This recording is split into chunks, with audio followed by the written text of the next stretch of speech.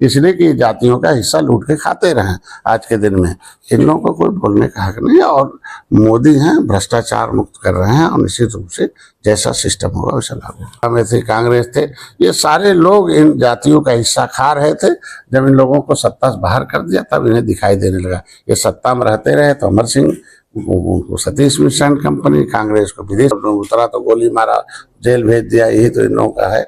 आज के दिन में मैं मोदी जी को ऐतिहासिक फैसले के लिए ऐतिहासिक फैसला मैं मोदी जी को धन्यवाद देता हूँ निषाद पार्टी की तरफ से, और निश्चित रूप से उनसे भला होगा। आजादी के बाद पहली बार देश में जो है जातिगत जनगणना हो गई। इसमें विपक्ष भी कहीं ना कहीं श्रेय ले रहा है। जब से केंद्र सरकार ने ऐलान किया है तो राहुल गांधी भी इसका श्रेय ले रहे हैं, अखिलेश यादव भी इसका श्रेय ले रहे हैं। अखिलेश यादव कह रहे हैं कि पीडीए के दबाव में आकर कहीं ना कहीं जो है सरकार जो है ये जातिगत जनगणना कराने का जो फैसला जो है ली है।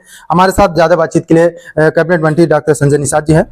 कैसे देखते हैं सरकार ने जो ये जातिगत जनगणना का फैसला, क्योंकि सरकार पहले इसका विरोध कर रही थी, काफी लंबे समय से विपक्ष जो है इसकी मांग कर रहा था, अब एकदम से बिहार में चुनाव भी है, तो कैसे देखते हैं इस पूरे? ये तो गलत कहना कि कभी हमारी सरकार विरोध कर रही थी, विचार कर रही थी। विरोध करना अलग मामला होता है, विचार करना अलग, गलत संदेह नहीं।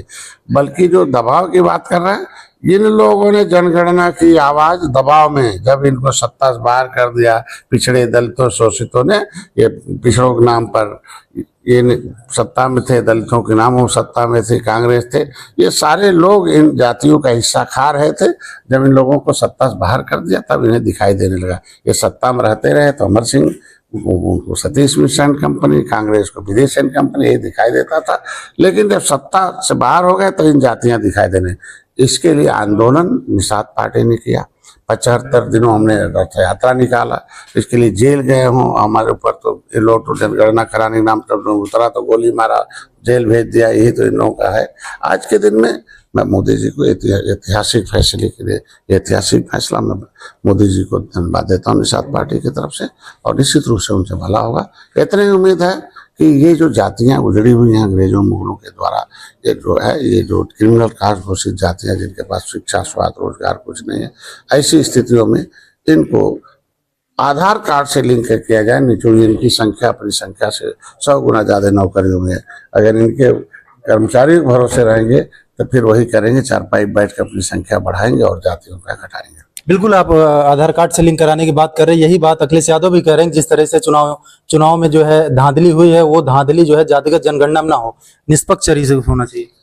देखो, इन लोगों को तो बोलने का कोई हक नहीं है। इनके जब जिस कांग्रेस ने, अंग्रेज अच्छे थे 1931-41 में जनगणना कराए, कांग्रेस ने बंद कर दिया।